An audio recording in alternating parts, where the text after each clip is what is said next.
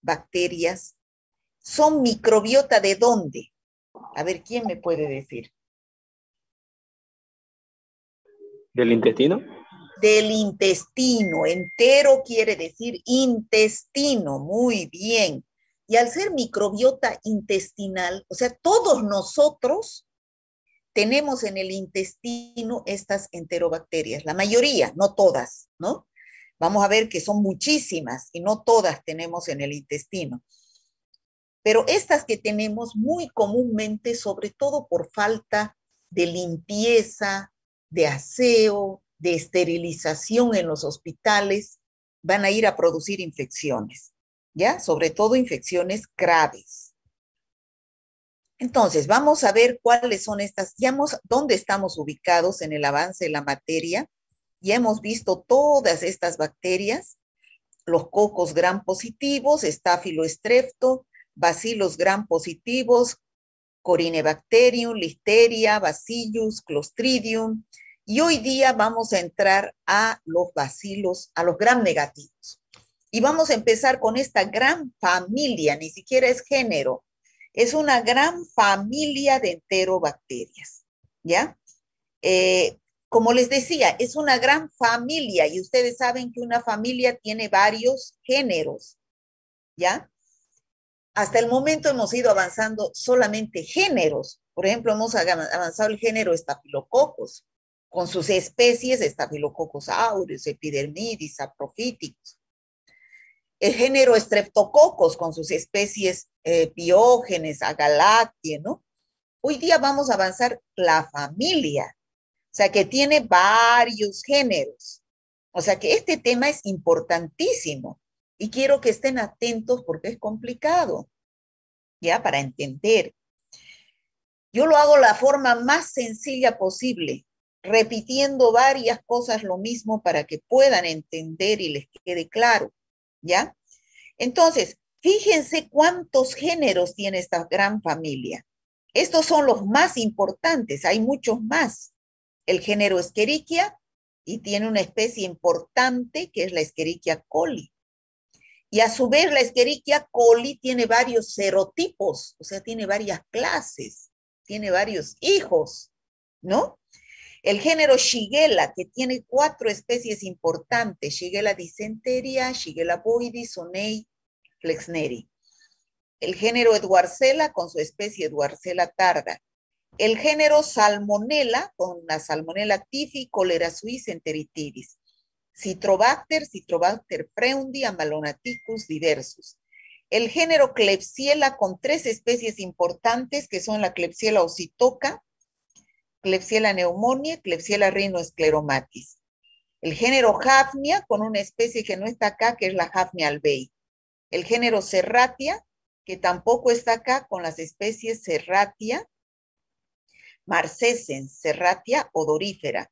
El género Enterobacter con las especies Enterobacter cloacae, Enterobacter agglomerans.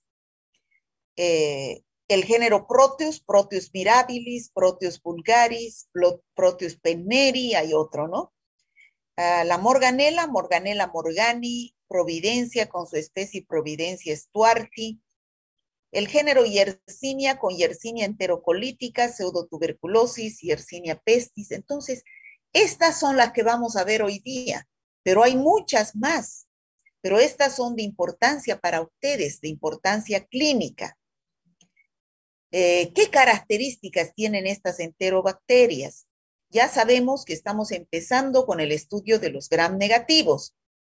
Y estos gram negativos, vamos a empezar con los bacilos.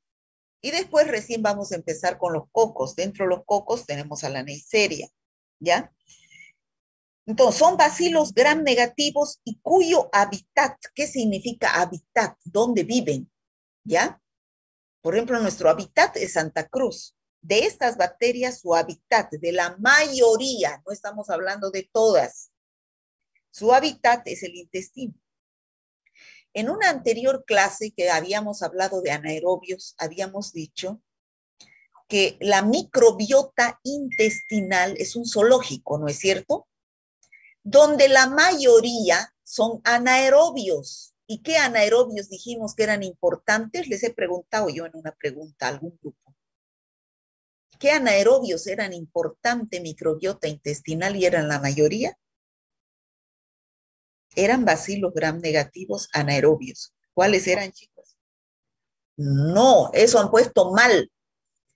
El Clostridium es bacilo gram positivo, es de color violeta. También es flora intestinal. Pero yo estoy preguntando cuál es el bacilo gram negativo anaerobio que es predominante como microbiota intestinal. Por eso que cuando uno tiene una herida de un arma blanca, por ejemplo, de un cuchillo, o de una bala, o de un cirujano que se le va la mano y perfora intestino, sale esta microbiota y puede producir infecciones gravísimas en la región abdominal como peritonitis, ¿no? ¿Cuáles, chicos? Bacteroide fecal, no, frágil, creo.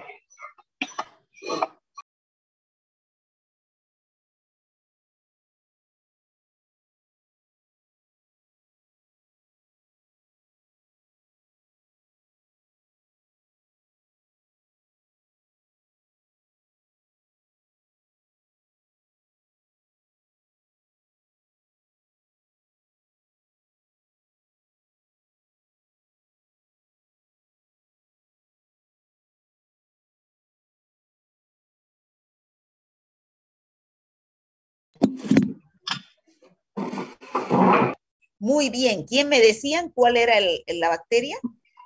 Bacteroide, eh, frágiles.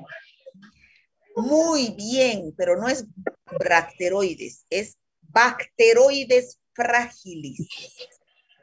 Excelente, bacteroides frágilis es el bacilo gram negativo anaerobio que predomina en el intestino, pero le siguen estos bacilos gram negativos aerobios, que son las enterobacterias, sobre todo en el intestino grueso.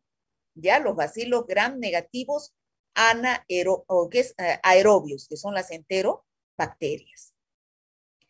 Estas enterobacterias, este cuadrito yo quiero que lo entiendan y me atiendan bien, ¿ya? Esta familia se distribuye en dos tipos de bacterias. Yo ya les decía, la mayoría, no todas, porque ya sabemos que en medicina no hay todas, o es relativo todo lo que se habla. La mayoría son flora normal del intestino, ¿no? Sobre todo el intestino grueso. Al ser microbiota intestinal, pueden ser patógenos oportunistas. ¿Qué significa eso? Que en el intestino son microbiota que más bien viven comensalismo y mutualismo con nosotros, nos beneficia, ¿no? En el intestino estas bacterias. Pero cuando salen del intestino, pueden llegar a producir infecciones extraintestinales. Como por ejemplo, al ladito se va al aparato urinario y produce infecciones urinarias. A la vagina, vaginitis. Puede irse a través de las manos, contaminar los productos médicos y entrar a través de los respiradores y producir neumonías, ¿no? Entonces, pueden producir infecciones graves extraintestinales. ¿Quiénes son? Escherichia coli, Enterobacter, Klebsiella, Serratia, Proteus, Morganella. Estos son los microbiota intestinal, pero cuando salen del intestino pueden producir infecciones extraintestinales. Estas infecciones extraintestinales generalmente se producen en los pacientes hospitalizados, ¿ya? Hospitalizados. Entonces, son infecciones intrahospitalarias o nosocomiales, que también se llaman a las intrahospitalarias. Ya ese término ustedes ya lo deben manejar, ¿ya? Y estas bacterias son multiresistentes al producir estas infecciones. ¿Está claro eso, chicos? Sí, doctora. Por ejemplo, un paciente que está en terapia intensiva defeca en pañal. Entonces no puede ir al baño, ¿no es cierto? Defeca en pañal. Las enfermeras van, lo bañan, lo lavan, pero hay tantos pacientes que ellas probablemente no tienen el cuidado de desinfectar o esterilizar, o por más que lo quieran, no se puede hacer completamente los materiales que están rodeando al paciente. Entonces, esas bacterias están viviendo allá en el ambiente hospitalario y pueden contaminar instrumentos totalmente estériles, como por ejemplo el respirador, un respirador mecánico, y a través de eso ingresa a los pulmones y producen infecciones, neumonía intrahospitalaria, o puede contaminar una sonda y a través de eso puede producir infección urinaria intrahospitalaria, o puede contaminar un catéter venoso y a través de eso puede producir sepsis, ¿no? Y por tanto estas bacterias viven en el hospital. Están en el intestino como buenitas, pero cuando salen del intestino son malísimas y son sumamente resistentes a los antibióticos. Ahora, esa es la mayoría de las enterobacterias. Un grupo de 4, entre las más importantes, no viven en el intestino, no viven normalmente, no tenemos, una persona normal no tiene ni Yersinia, ni Salmonella, ni Shigella, ni Escherichia coli enteropatógenas. Y a estos se llaman patógenos estrictos. Es decir, que solamente producen infecciones cuando llegan al organismo humano. En cambio, estas otras son oportunistas, aprovechan la oportunidad que los pacientes bajan sus defensas para producir infecciones. Estas sí o sí son, cuando están en el organismo humano, producen infecciones, ¿ya? Pero ¿qué tipo de infecciones?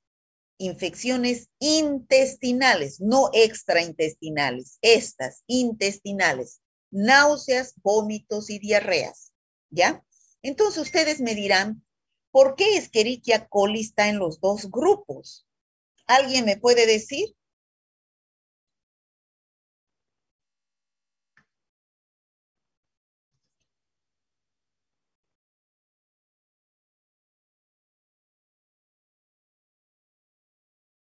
¿Alguien me puede decir? ¿Por qué Escherichia coli es un patógeno estricto, pero también es un oportunista?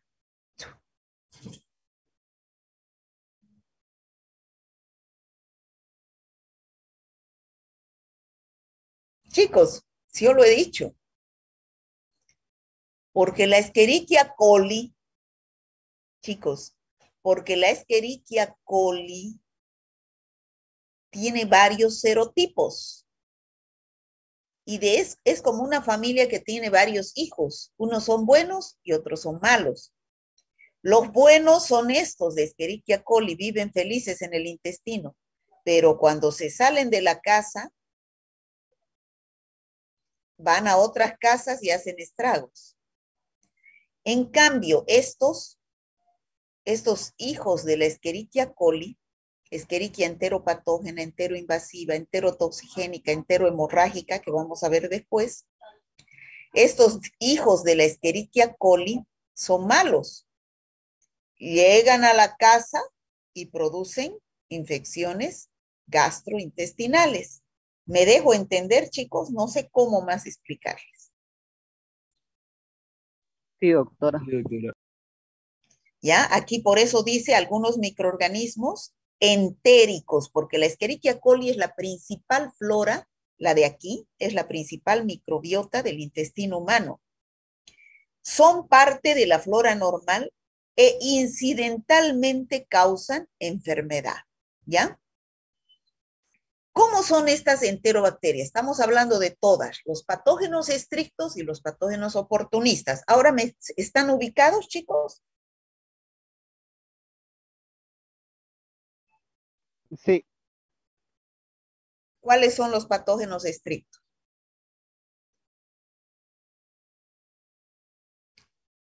Los que viven como microbiota.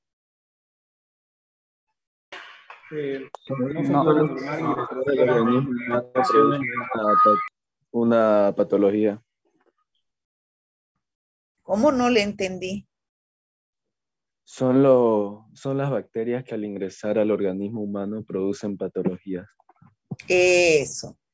¿Y cómo ingresan? A través de agua y alimentos contaminados. Vamos a ver después eso. ¿Cómo son todos estos? Patógenos estrictos y oportunistas. Son bacilos gram negativos, ya lo dijimos, ¿no? Su tamaño es intermedio. Algunos pueden tener flagelos y otros no. Por eso algunos son móviles, otros son inmóviles. Tienen fimbrias, como estamos viendo aquí, estos pelitos de acá son fimbrias que le dan adherencia. Crece en varios medios de cultivo, como por ejemplo el agar sangre, el agar McConkey. Un medio selectivo para los bacilos gram negativos es el agar sangre. Por ejemplo, si yo quiero que me crezcan solamente bacilos gram negativos, aerobios, yo siembro en el agar McConkey. Perdón, creo que he dicho agar sangre. En el agar McConkey. Ese es un medio selectivo para bacilos gram negativos. Ya lo conocen ustedes, es ese rosadito en el cual yo he sembrado en el laboratorio. Y ustedes, algunos de ustedes también sembraron. ¿Ya? ¿Qué es lo que tienen qué es lo que tienen estas enterobacterias en su estructura? Tienen un antígeno O que se encuentra en la pared celular, se llama también antígeno somático, un antígeno K en la cápsula, que se llama antígeno capsular, y tienen un antígeno H en los flagelos, que se llama antígeno flagelar. Entonces, gracias a estos antígenos, es que la bacteria ingresa al organismo humano y produce, como consecuencia, ¿qué produce? ¿Cómo responde nuestro sistema inmunológico con la producción de qué?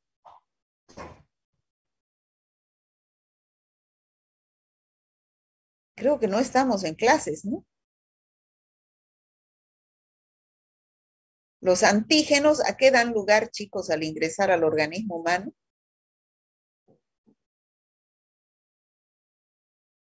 A la producción de anticuerpos. No le escucho, niña, por favor, dígame. ¿Anticuerpos? Muy bien, excelente. Toda bacteria, todo microorganismo, sea bacteria, virus, parásito, hongo, tiene antígenos en diversas partes. Por eso que cuando ingresa un organismo va a reaccionar produciendo anticuerpos, ¿ya? Y esos anticuerpos son los que se utilizan para identificar muchas veces a las bacterias. Por ejemplo, o a las bacterias, a los virus, a los hongos. Por ejemplo, una cosa clara que ustedes lo tienen porque lo estamos viviendo, ¿no es cierto? Y lo hemos vivido más recientemente. Un virus, el virus SARS-CoV-2. Digamos que este es un virus SARS-CoV-2, digamos, pero es una bacteria. Tiene antígenos, ¿no? Tiene glicoproteínas, tiene antígenos. Al ingresar el SARS-CoV-2 a un huésped, el organismo humano reacciona produciendo anticuerpos. Entonces, ¿cómo yo puedo investigar desde el punto de vista del laboratorio, que un paciente ha recibido la entrada de ese virus? ¿Cómo? ¿En forma directa o en forma indirecta? Me estoy saliendo un poco del tema, pero es importante que lo sepan, porque esto se aplica a todo, a toda la materia de bacteriología, virología, parasitología, micología, ¿ya? Entonces, ¿cómo ustedes como médicos pueden saber si ingresó ese virus a un organismo humano, chicos, desde el punto de vista laboratorio? Por favor, participen. Cuando se presentan los ¿Cuándo qué? Diga, no tenga miedo. cuando se presentan los ¿Los qué? elevados. Ya, eso generalmente es una infección bacteriana, ¿ya? Pero ¿qué hago? Estamos hablando del SARS-CoV-2, para ponerlo de ejemplo, ¿ya? En forma general, ¿cómo saben ustedes que ingresó una bacteria? Como médicos, ¿qué deben pedir? De otra forma. Análisis, ¿no es cierto? Titulación de anticuerpo. Ya, muy bien. Uno, titulación de anticuerpos. O sea, lo que forma mi organismo cuando ingresa un elemento extraño, formo anticuerpos. Esos anticuerpos van a dar positivos si es que ingresó el microorganismo, ¿no es cierto? Y van a dar negativos si no ingresó. ¿Estamos hasta ahí? Sí, doctora. ¿Saben, chicos? Que me está dando ganas de hablar o sea, de corrido porque no quieren atender, no quieren participar. Entonces, esta es una forma de detectar. Una vez más voy a tratar, si no sigo avanzando, ¿ya? Esto les va a servir para su vida. Cuando ustedes sean médicos, ¿cómo pueden saber que ingresó un microorganismo al organismo de un huésped? Uno, pidiendo titulación de anticuerpos, ha dicho su compañero. Bienísimo. Va a dar positivo cuando haya ingresado el microorganismo, porque su sistema inmunológico respondió produciendo anticuerpos. Ese es un método indirecto. Indirecto, porque estoy detectando los anticuerpos, no estoy detectando directamente al microorganismo. ¿Me dejo entender? Sí. Ya. ¿Y cuál sería un método directo? ¿Qué pedirían ustedes para saber si ingresó un microorganismo?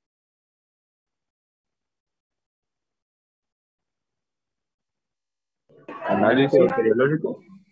Exactamente, muy bien. En el caso de una bacteria, un análisis bacteriológico, que es lo que hemos hecho en clases, todas las clases anteriores. Examen directo, tinción de Gram, cultivos o antibiograma. Ese nos va a mostrar a la bacteria, la colonia de la bacteria. En el caso de los virus, ¿qué pedirían ustedes en un método directo? Detección de antígeno. ¿Ya? Pero ¿cómo? ¿Qué métodos es detección de antígeno? Ah, ya, entiendo. La prueba de antígeno nasal, ¿no es cierto? Muy bien. Se llama, en el caso del SARS-CoV-2, se llama antígeno nasal. Pero en forma general, ¿qué pedirían?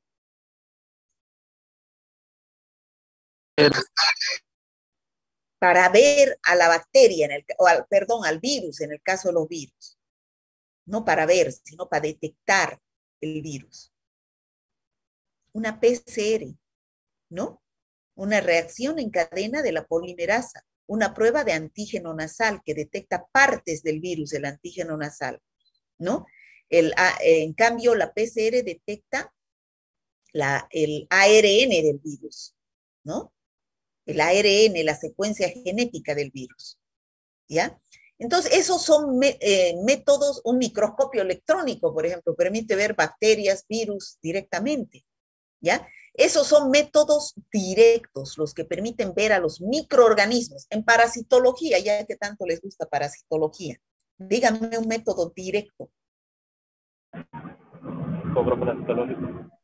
Eso, coproparasitológico, lo están viendo ahí al parásito. Y un método indirecto. Test de ELISA. Test de ELISA para Chagas, test de ELISA para Toxo, test de ELISA, ¿para qué más han visto test de ELISA en parásitos?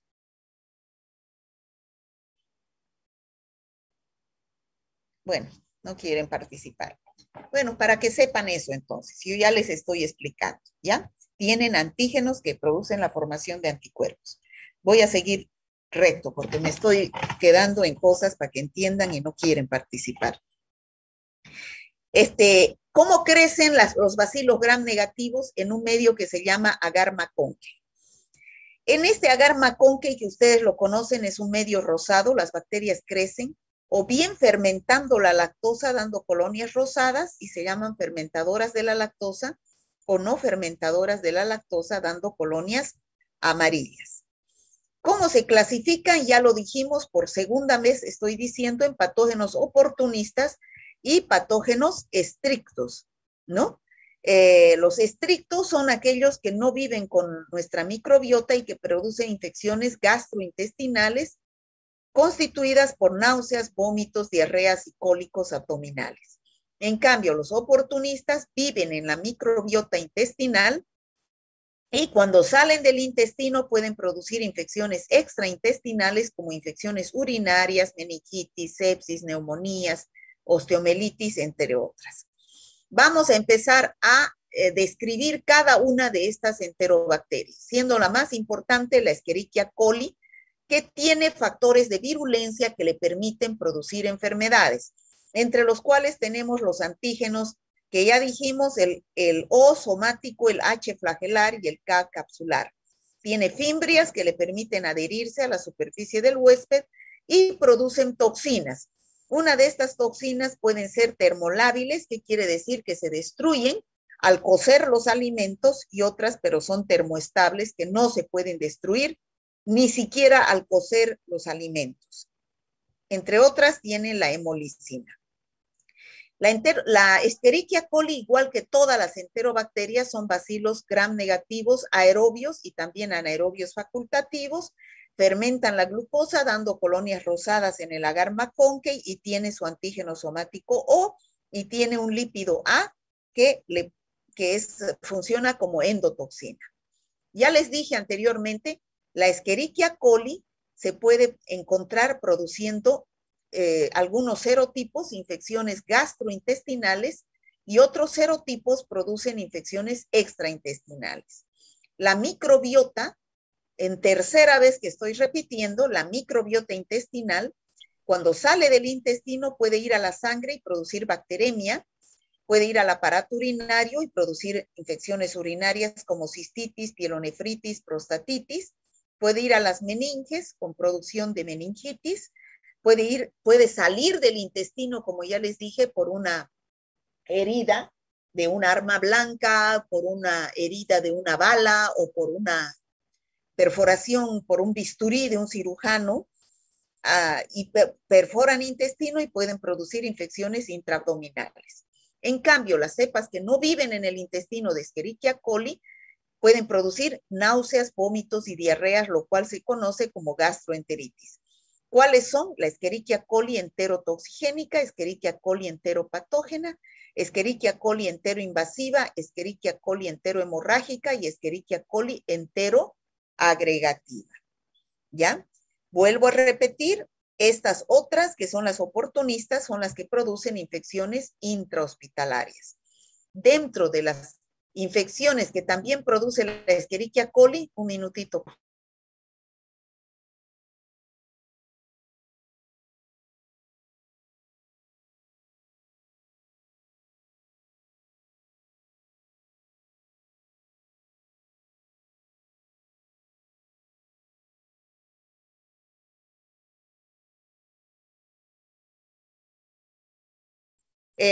La Escherichia coli es el principal causante de una infección extraintestinal, que es la infección urinaria. Quiero que entiendan bien esto porque les va a servir toda su vida. Por favor, solamente si quieren, atiendan esto. La Escherichia coli es microbiota intestinal, la más importante del intestino dentro de la flora aerobia, ¿ya? Entonces, va a salir con las heces al defecar por el recto, ¿ya? Por el recto. Sale del intestino grueso y por el recto sale. Si uno se limpia bien y se lava bien, tiene buen aseo, no se disemina por la vecindad. Pero sobre todo en las niñas que no se limpian bien, que no se lavan bien, por estar muy cerca la uretra es esta, la uretra, y la vagina, que es esta, que es aparte la uretra de la vagina, las bacterias pueden, sobre todo las niñas que se limpian cuando entran al baño a defecar de atrás hacia adelante, arrastran esta Escherichia coli, que es buena en el intestino, hacia la vejiga, o perdón, hacia la uretra y hacia la vagina. Estas empiezan a subir, a subir, a subir y llegan hacia la vagina y producen vaginitis.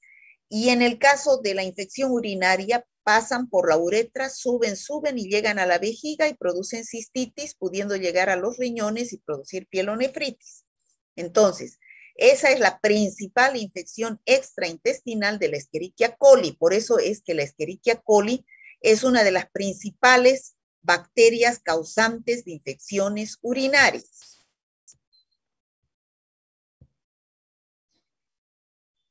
Hay otras enterobacterias oportunistas fuera de la Escherichia coli. Una de esas es la Klebsiella. La Klebsiella es una bacteria que crece en el agar Maconque produciendo colonias mucosas, como vemos acá. La Escherichia coli produce otro tipo de colonias, la Salmonella otro tipo de colonias en el mismo medio que es el agar Maconque. Los libros dicen la Escherichia coli, o que es la Klebsiella, produce colonias como si fuera un helado, ¿no? O colonias mucosas, también dicen, ¿no? Con aspecto mucoide, debido a que tienen una cápsula importante que las protege de los antibióticos. Producen infecciones oportunistas, porque esta es microbiota intestinal, pero igual que la Escherichia coli, puede ir al aparato urinario, puede ir a la vagina, puede ir a la sangre y producir infecciones graves, ¿no? Tenemos aquí las especies del género Klebsiella. Tenemos a la Klebsiella pneumoniae, Rhinoschleromatis y Osytoca. Klebsiella pneumoniae y Klebsiella osytoca producen infecciones similares. Igual que, como dijimos por cuarta vez, producen infecciones oportunistas, sobre todo en los hospitales por la falta de normas de bioseguridad del personal que no se lava las manos, no desinfecta los materiales de asistencia al paciente. Entonces pueden ingresar hacia los pulmones y producir neumonías intrahospitalarias. En cambio, la Klebsiella rhinoschleromatis produce en pacientes fuera del hospital un tumor en la nariz llamado rinoescleroma, ¿ya? El género Enterobacter tiene 3 especies importantes que son el Enterobacter aerógenes, Enterobacter cloacae, Enterobacter sakazaki. Igual que el género Klebsiella, Klebsiella pneumoniae y Klebsiella osytoca puede llegar a producir infecciones intrahospitalarias o nosocomiales, ¿no? Por las mismas condiciones, neumonías intrahospitalarias, en pacientes sobre todo en terapia intensiva que están sometidos a un respirador mecánico y este respirador mecánico no está bien esterilizado. Entonces llega este respirador a sitios totalmente estériles como los pulmones, la tráquea, produciendo neumonías intrahospitalarias. O también puede llegar a contaminar la sonda urinaria produciendo infecciones urinarias o el catéter venoso produciendo sepsis, ¿no? El Proteus es otra bacteria importante, oportunista, microbiota intestinal, pero la infección más importante que produce es cuando llega a la vejiga y produce infecciones urinarias, ¿ya? Otros son el Citrobacter, Morganella, Serratia, Providencia, que al igual que la Klebsiella, el Enterobacter, el Proteus, producen infecciones intrahospitalarias por los mismos mecanismos de contaminación de los aparatos y las manos del personal. El Citrobacter cosseri produce meningitis, abscesos cerebrales, sobre todo en los neonatos, ¿no? Y vuelvo a repetir, todas estas enterobacterias oportunistas que se encuentran en los hospitales son súper resistentes a los antibióticos. Bueno, ya hemos hablado entonces de las enterobacterias que son patógenos oportunistas. Al ser microbiota intestinal, fuera del intestino se comportan como oportunistas produciendo infecciones urinarias, meningitis, sepsis, vaginitis extraintestinales. Ahora vamos a hablar de las infecciones, de las enterobacterias que producen infecciones gastrointestinales. Chicos, a mí me gusta hacer la clase participativa, ¿ya?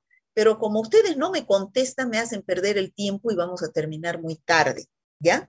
Entonces, por eso es que yo estoy avanzando así. esto lo he dicho ya varias veces, las enterobacterias que producen infecciones gastrointestinales son aquellas que no viven, estoy diciendo por sexta vez, son aquellas que no viven en el intestino, pero cuando llegan a través de los alimentos pueden llegar a producir infecciones gastrointestinales, es decir, náuseas, vómitos y diarreas. A ver, por enésima vez pregunto. Ya si esta vez más no me contestan, no pregunto más. Estas infecciones gastrointestinales, por ejemplo, a ver, si me han entendido, la Klebsiella pneumoniae puede llegar a producir una infección gastrointestinal. No, ¿Por qué? porque es oportunista y causa la neumonía. Ya. No puede producir infección gastrointestinal porque la Klebsiella pneumoniae es microbiota intestinal. Ah, ¿No? perdón. Es microbiota, ¿no? Está bien lo que me ha dicho también, pero es la principal razón es porque es microbiota intestinal. Imagínense si los microbiota intestinal producieran infecciones gastrointestinales, ¿qué pasaría? ¿Qué pasaría, chicos? ¿Cómo dijo su pregunta, doctora?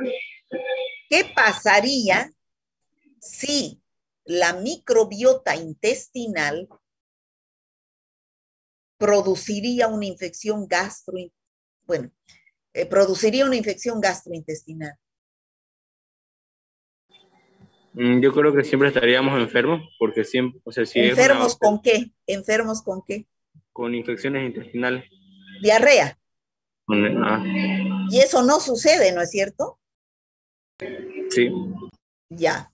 Bueno, bien. Yo les he hecho una pregunta, no sé si al grupo de ustedes, referente a lo que ya habíamos avanzado, que son los cocos gram positivos, más propiamente estreptococos, y les pregunté, el Enterococcus fecalis produce las siguientes infecciones, excepto, les puse, ¿les tocó esa pregunta? Sí. Excepto el Enterococcus fecalis, al igual que estas, que las enterobacterias, ¿es microbiota intestinal? Sí. Sí, es microbiota intestinal. Entonces, ¿producirá diarrea? No, no produce.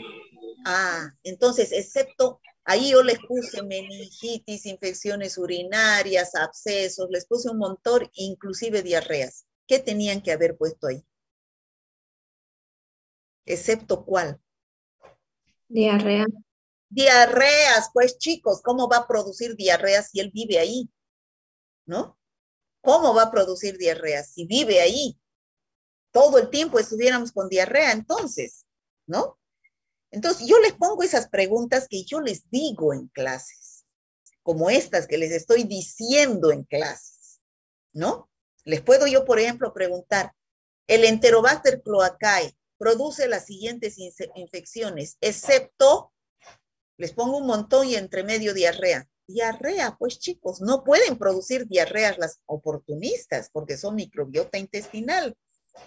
En cambio, si les pongo la Shigella flexneri produce las siguientes infecciones. Neumonía, ahí no les pongo excepto, porque no hay muchas. Neumonía, sepsis, infecciones, neumonía, no. La Shigella flexneri produce las siguientes infecciones. Neumonía, sepsis, infecciones urinarias, meningitis, disentería. ¿Qué me podrían ustedes?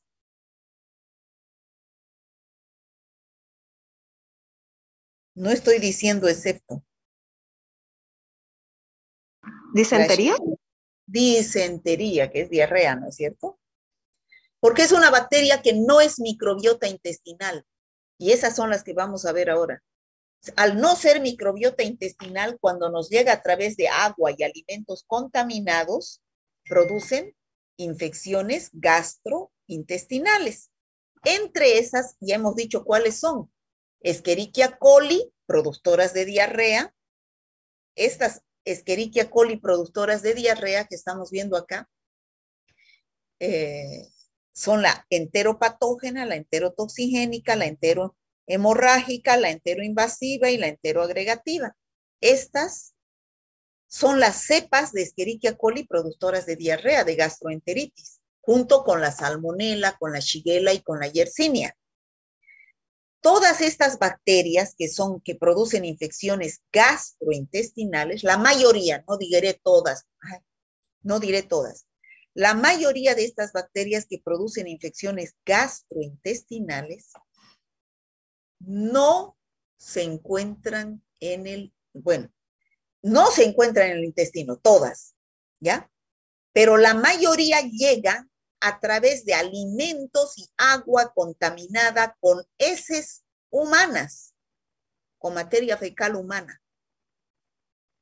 ¿Ustedes creen que el agua puede venir con materia fecal y con estas enterobacterias?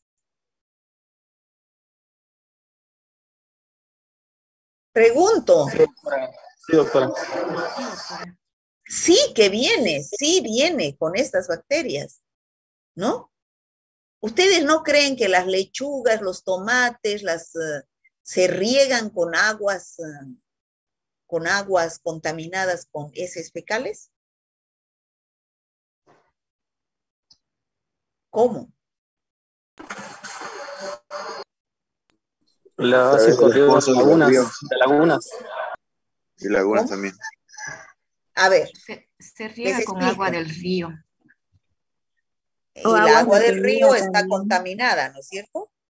A ver, les explico. Hay pacientes que están con, por ejemplo, Escherichia coli enterotoxigénica. Está con diarrea, con Escherichia coli enterotoxigénica o enteroinvasiva o con salmonela o con shigella. No, están con esas bacterias. Entonces, al entrar al baño, al hacer diarrea, ¿están eliminando en el baño esas bacterias patógenas? Sí. Sí. Entonces, ¿dónde va esa agua del baño? A través del alcantarillado, ¿a dónde va, chicos? En las ciudades, donde hay alcantarillado, va hacia las lagunas de oxidación, ¿no es cierto? Eso han visto en salud pública, me imagino. ¿O no? Sí, sí, doctora, también van al río Piraí. Ya, pero primero, en Santa Cruz, todas las aguas del alcantarillado, con salmonelas, shiguelas, con vibrios, con todo, van hacia las lagunas de oxidación. En esas lagunas de oxidación se hace tratamiento de esas aguas negras para destruir a estas bacterias patógenas y de ahí donde se eliminan esas aguas.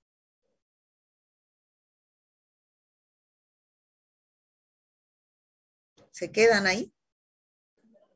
A Ríos Grandes, doctora. Al río Piraí. En el caso de Santa Cruz se van al río Piraí. ¿Ya? Entonces, en el río Piraí y en todos los ríos del mundo, y en los mares también, en los océanos, corren aguas de las alcantarillas de las ciudades. Más todavía ustedes si van yo una vez fui a Maceió, una ciudad del Brasil, y me estaba bañando ahí en la playa, en plena ciudad, y era un olor horrible. Y en mismo Guarujá, en Santos, en Guarujá, en Sao Paulo, en la playa, salen directamente las aguas al mar, ¿no? No sé si de lagunas de oxidación, me imagino que sí, que ya son, pero con un olor terrible, ¿no? Entonces se van a los ríos. Y entonces en los ríos, en la ribera de los ríos, no hay huertas. Hay huertas donde cultivan vegetales. ¿Y con qué agua se riegan esas huertas? Con aguas del río. Entonces, no sabemos si serán aguas que han sido eliminadas después del tratamiento o que no han sido tratadas y directamente a los ríos, ¿no es cierto? Entonces, siempre las verduras, todo hay que desinfectar antes del consumo. ¿Por qué? Porque nos podemos estar comiendo bacterias, ¿no? ¿Está claro, chicos? Ese es el método indirecto a través del cual nos comemos alimentos contaminados con heces. Y esas heces tienen bacterias patógenas. ¿Me he dejado entender? Sí, doctora. Ya, ese es el método directo. Ahora, ¿cómo es el método indirecto a través del cual nos comemos heces? Ah, no, ese es el método indirecto, perdón. Indirecto, a través de agua y alimentos contaminados, porque es indirecto. Pero directamente, ¿cómo es? Ano, mano, boca. Por ejemplo, la señora María que vende refresco de moco chinchi está con salmonela, ¿ya? O con Escherichia coli enterotoxigénica. Va al baño a cada rato, se limpia y no se lava las manos para ir a preparar sus alimentos que está vendiendo. Y ustedes van y compran los alimentos y comen la Escherichia coli, la salmonela, o prepara su pollo y no se lava las manos. Entonces ustedes se comen su salmonela, su shigella, su Escherichia coli y les da diarrea. Entonces, ese es un método directo, ano, mano, boca, a través de los manipuladores de alimentos o a través de los niños que no se lavan las manos, ¿no? Y están con diarrea. ¿Se ha entendido, chicos, los mecanismos de transmisión? Para que vean que siempre nos comemos alimentos con heces humanas. La mayoría la fuente de infección son las heces humanas con estas bacterias.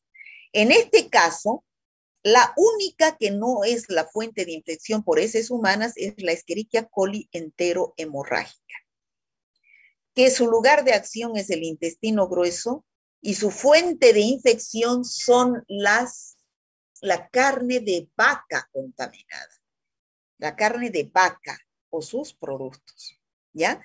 Va a dar una colitis hemorrágica con dolor abdominal, sin fiebre, pero puede causar el síndrome urémico hemolítico, que es una infección grave a nivel renal. Se complica el cuadro, ¿ya?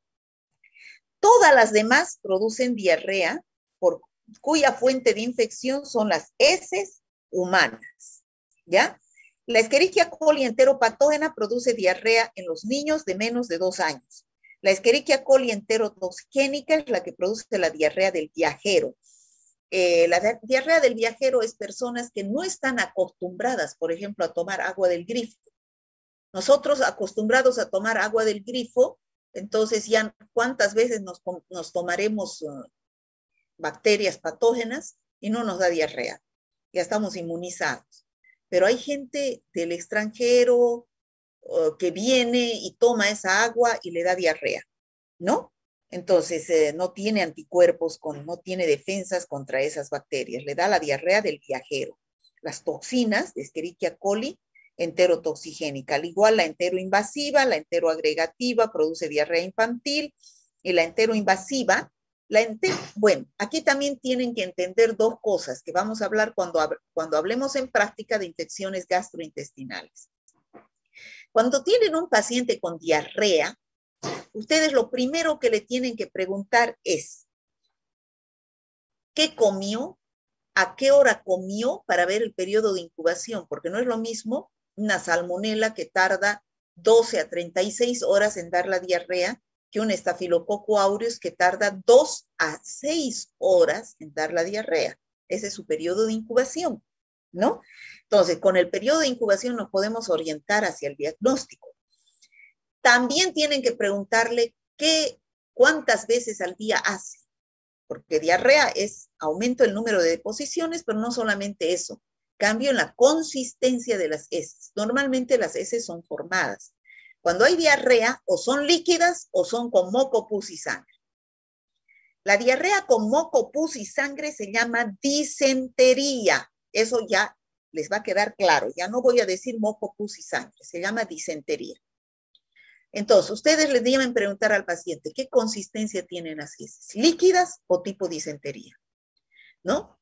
El paciente les dirá, son líquidas como agua.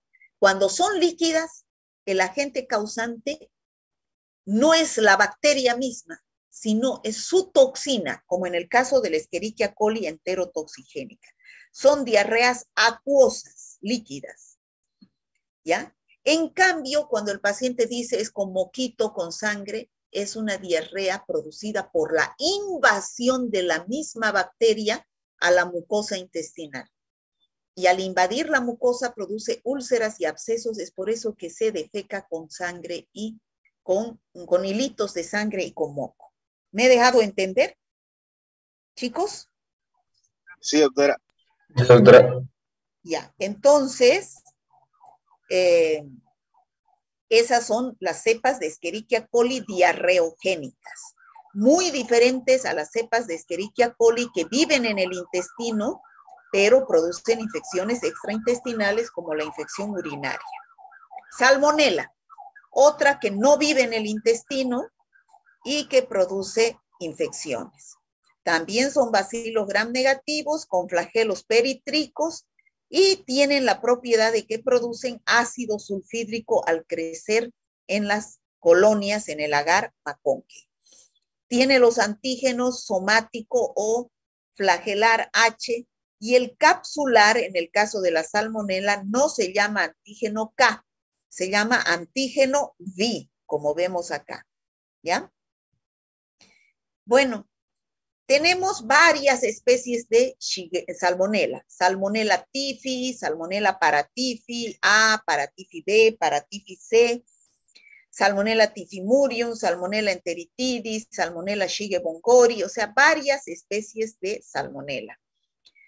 Estas salmonelas, como dije, son patógenos estrictos, producen infecciones, no viven en el organismo humano y poseen pilis, flagelos y tienen su antígeno V.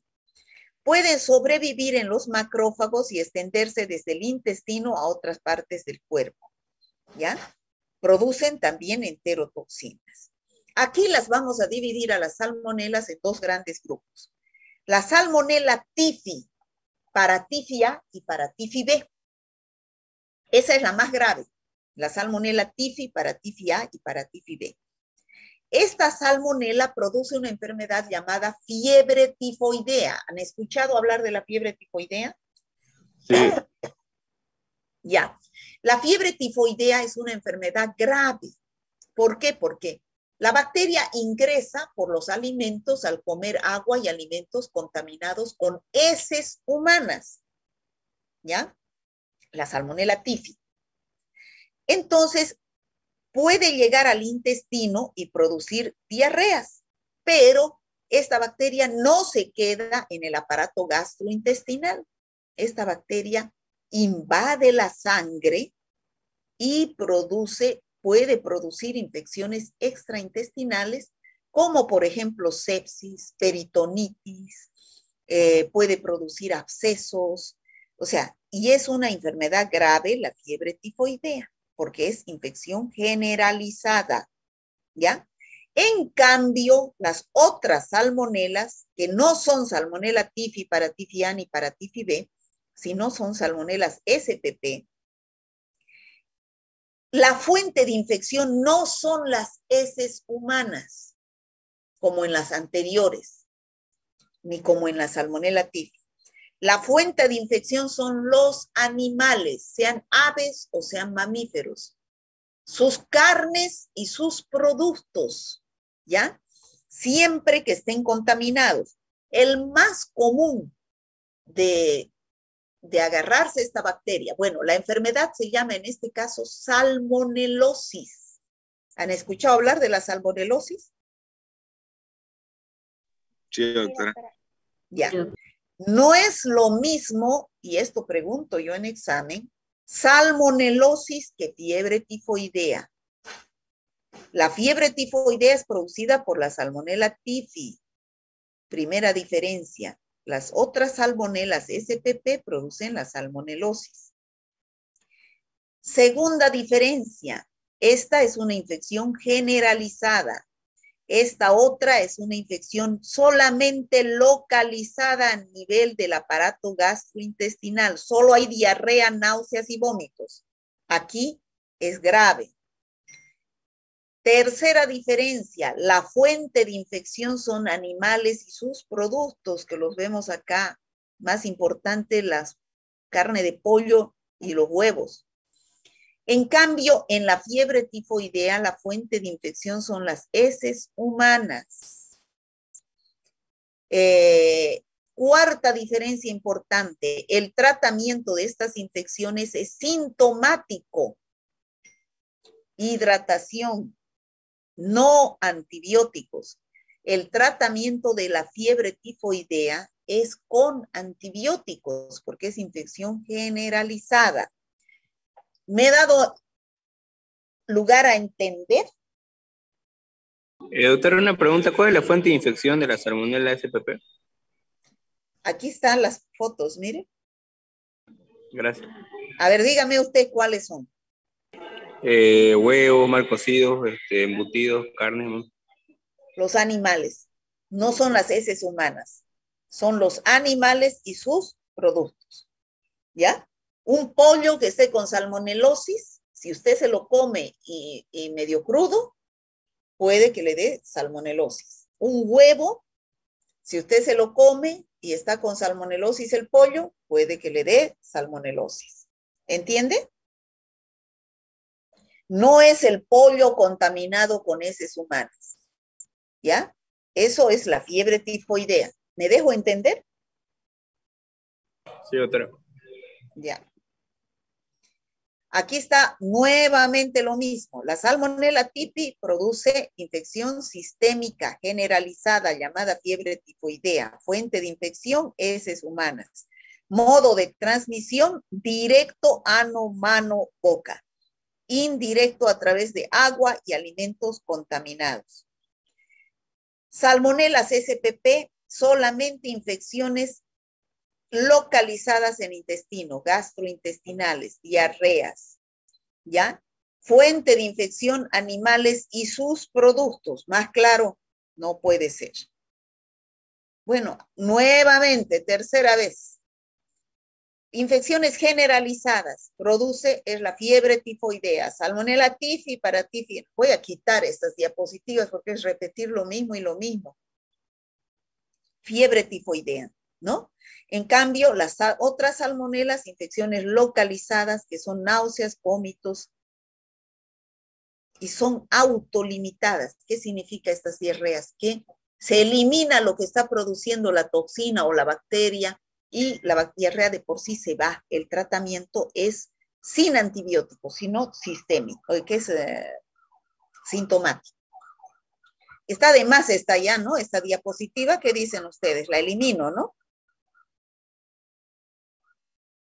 ¿Chicos? Chicos. No, doctora, no, doctora.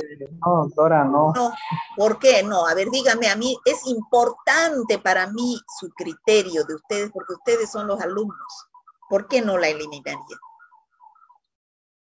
Que recalca lo más importante sobre la fuente de infección y la diferencia entre una es generalizada y la otra es localizada. Pero son 3 diapositivas con lo mismo. Es que si lo leemos seguido más se nos queda, doctora. Ah, gracias. Eso quería saber. Eso quería saber. Gracias. Bueno, ¿cómo es el tratamiento? El tratamiento de la salmonela, esto también ya lo he dicho. En el caso de la salmonelosis, no tratamiento con antibiótico, ¿no? ¿Por qué? Ustedes me dirán, ¿por qué no dar antibiótico? Ustedes tienen que pedir un coprocultivo. Si el paciente está con diarrea, deben pedir un coprocultivo. Y el laboratorio les va a informar. Examen directo, tinción de Gram, el cultivo con su antibiograma. Pero ustedes tienen que evaluar si van a dar o no dar antibiótico en una diarrea. La OMS dice evitar el uso de antibióticos en las diarreas. ¿Ustedes saben por qué? Por la microbiota intestinal, doctora. Eso, porque el antibiótico, su fin es destruir bacterias. El antibiótico no dice esta es buena y esta es mala, destruye todo, ¿no es cierto? Destruye todo, ¿qué se dice? No diferencia. El antibiótico lindo sería que vaya a destruir solamente el microorganismo patógeno y el paciente se cure. El antibiótico destruye todo. Entonces, ¿qué va a ir a destruir? La microbiota intestinal. Y al destruir la microbiota intestinal se puede prolongar el cuadro diarreico. ¿Ya? Por eso es que los médicos, los buenos médicos, no dan antibiótico en las diarreas. ¿No? Los buenos médicos dan reconstituyente de la flora intestinal, porque con las diarreas se sale nuestra microbiota que nos protege, que nos beneficia. Entonces, ¿qué es lo que dan los médicos? Dan probióticos, ¿no? Dan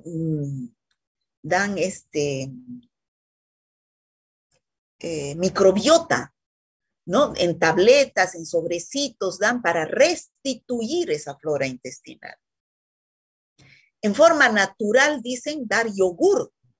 El yogur tiene lactobacilos, ¿ya? Entonces, ya saben ustedes que cuando tengan diarrea en su casa, díganles, pues, no dar antibióticos. Que no vayan a la farmacia, la farmacéutica les va a dar antibióticos. Eso les va a empeorar el cuadro. A no ser que sea un cuadro de disentería grave o de vibrio cólera.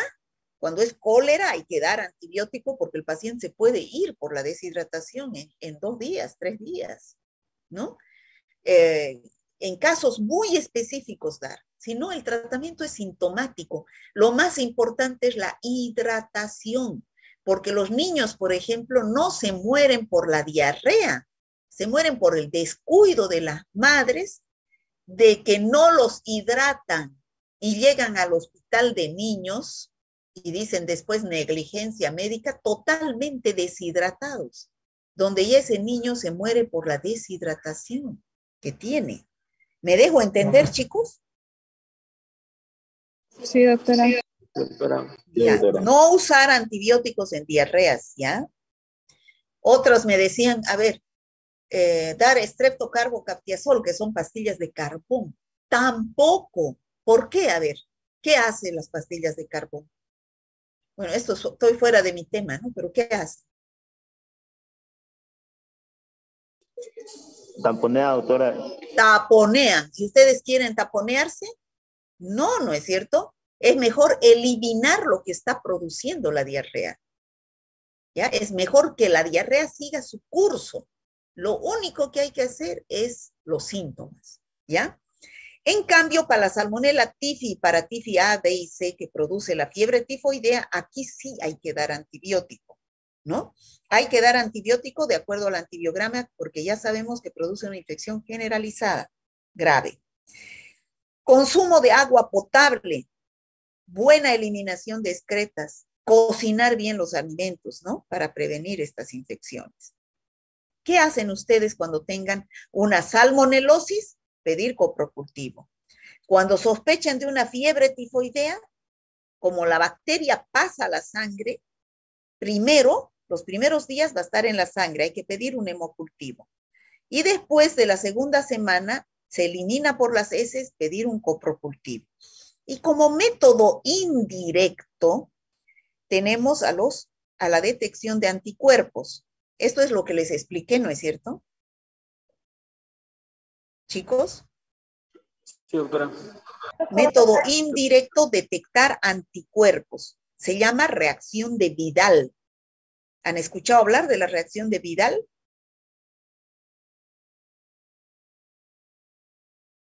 Bueno, si no han escuchado, la están escuchando y los médicos piden muy frecuentemente. ¿Qué? Entre el método de Vidal y de Lisa, ¿cuál sería la diferencia? La reacción de Vidal es específicamente para Salmonella typhi. El método de ELISA es un método que usted puede pedir para Chagas, para Toxoplasma, para VIH, para COVID, para todo puede pedir usted. ELISA es el nombre de una técnica laboratorial para detectar anticuerpos en forma cuantificada. ¿Me entiende? En cambio, la reacción de Vidal es solamente para Salmonella typhi. ¿Me dejó entender? Sí, doctora. Y pensándolo bien, chicos, voy a aumentar para el próximo año, yo creo. Yo cada año voy mejorando mi guía de trabajo.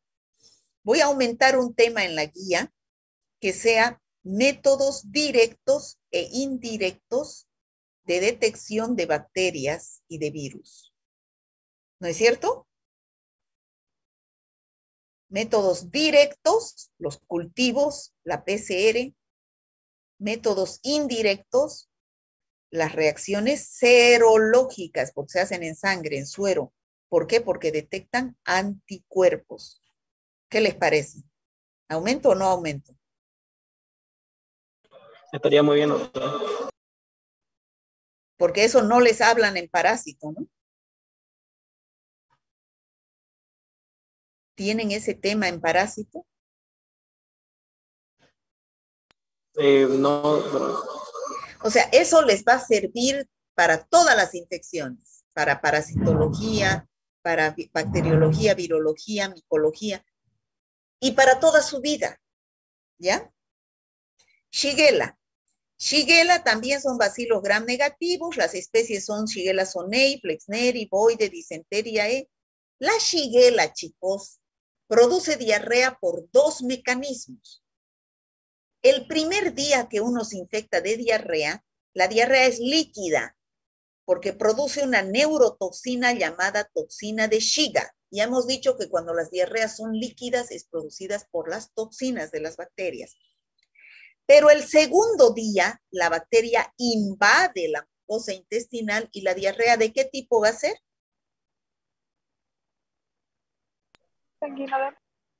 Disentería. ¿Ya? Invade la mucosa y produce diarrea tipo disentería. Bueno, hablando de la epidemiología, ¿cuál es la fuente de infección? Las heces humanas de personas infectadas, igual que la Salmonella typhi, igual que las cepas de Escherichia coli diarreogénicas. Mecanismo de transmisión directo, ano, mano, boca. Indirecto a través de agua y alimentos contaminados. ¿Qué cuadros clínicos produce? Ya hemos dicho, diarreas, ¿no? Llamada disentería bacilar, que al principio es líquida por la toxina y después se vuelve disentería. ¿Por qué se llama disentería bacilar? ¿Ustedes han escuchado hablar de disentería en otra materia?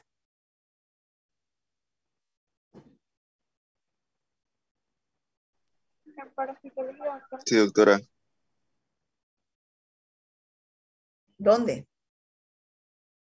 En parásito. Pero dígame, pues, ¿quién produce?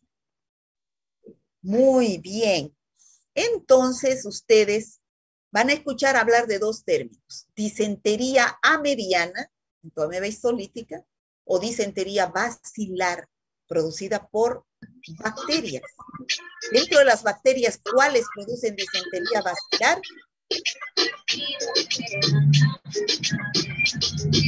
Su micrófono, por favor, compañero. ¿Cómo no va a molestar, chicos? ¿Cómo no va a molestar que uno se raje aquí explicando y que existan sus compañeros que están escuchando música? ¿Cómo no va a molestar, no es cierto? Y no tiene el más mínimo de respeto siquiera de apagar su micrófono para no perjudicar. ¿Quién es? ¿Me pueden decir quién es?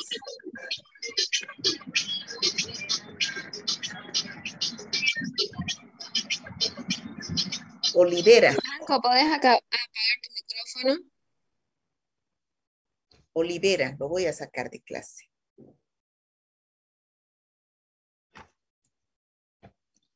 ¿Qué quiere decir? Que ese no está en clase.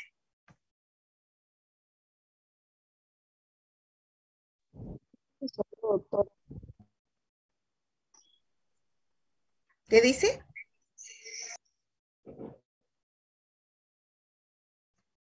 Señor Olivera, o señorita, no sé si será hombre o mujer.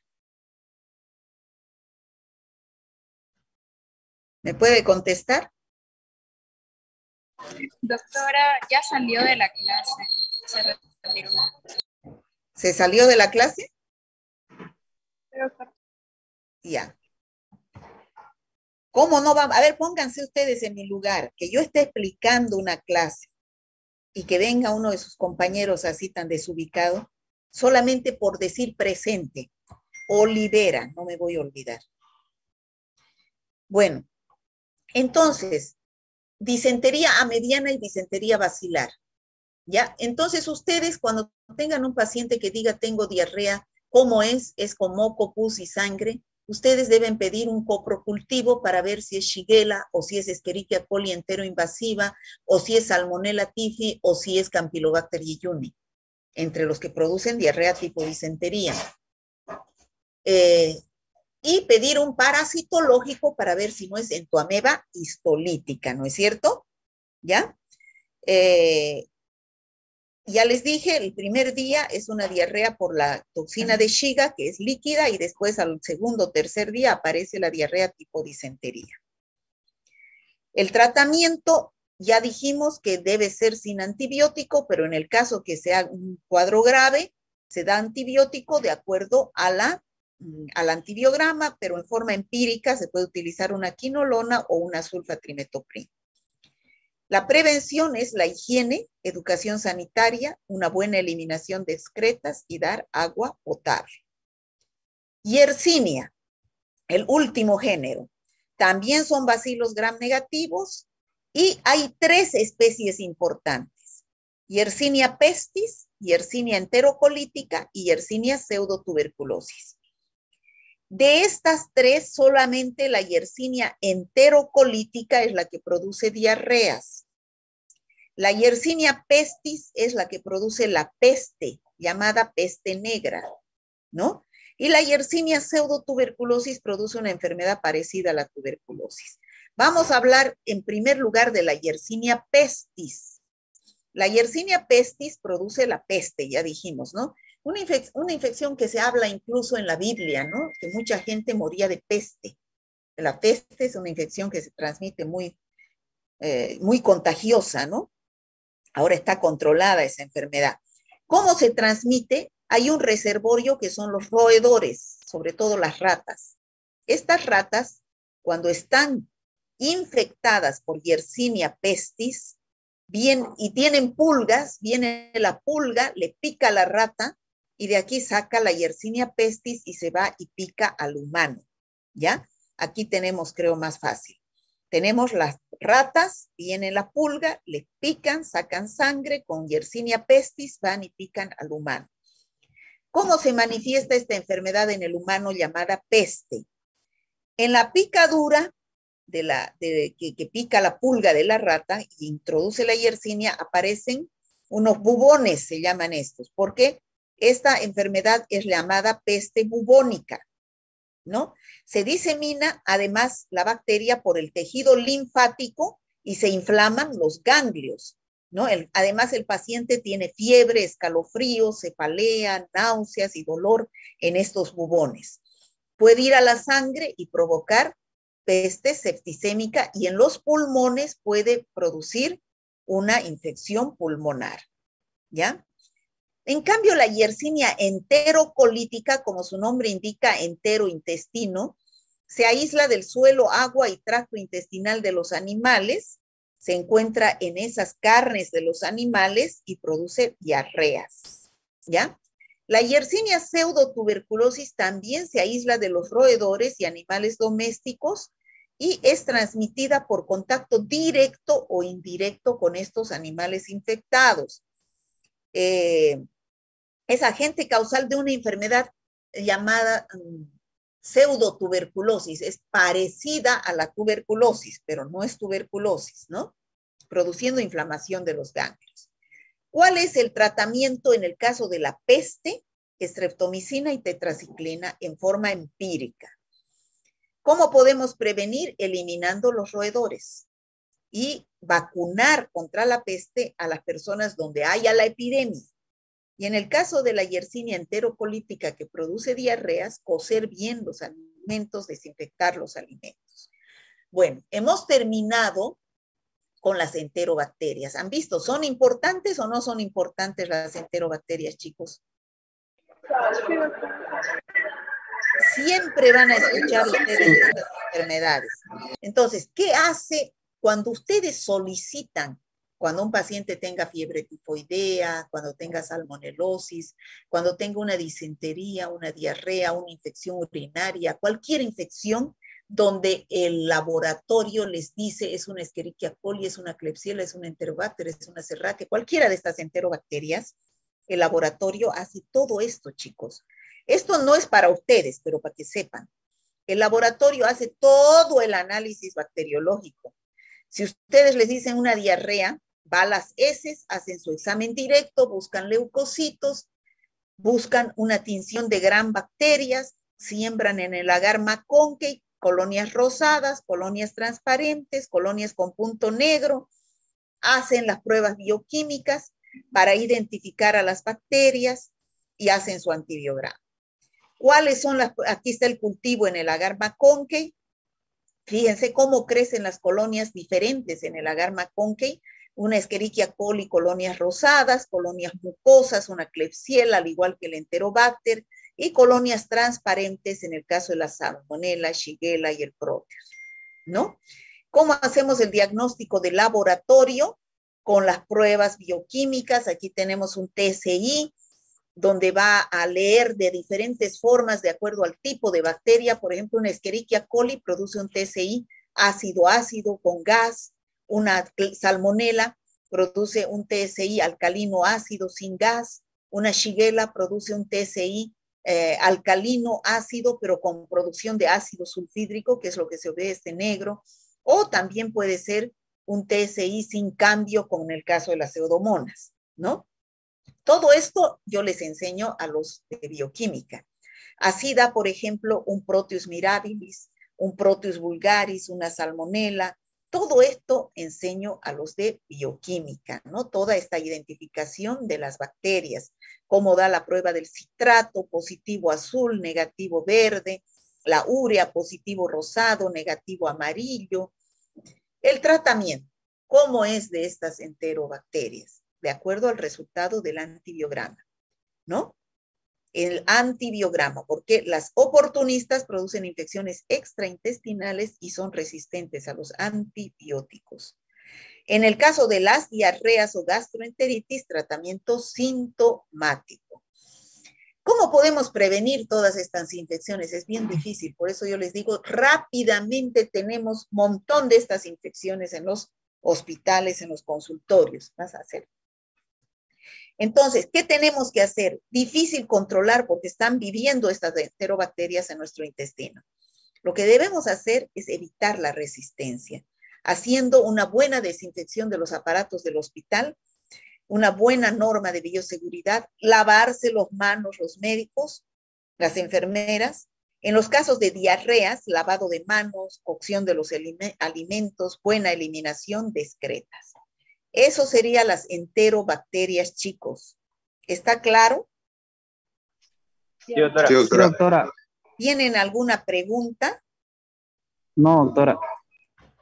¿Nada? ¿Ha quedado claro? Bueno, tenemos 3 minutos para llamar lista. 3 minutitos.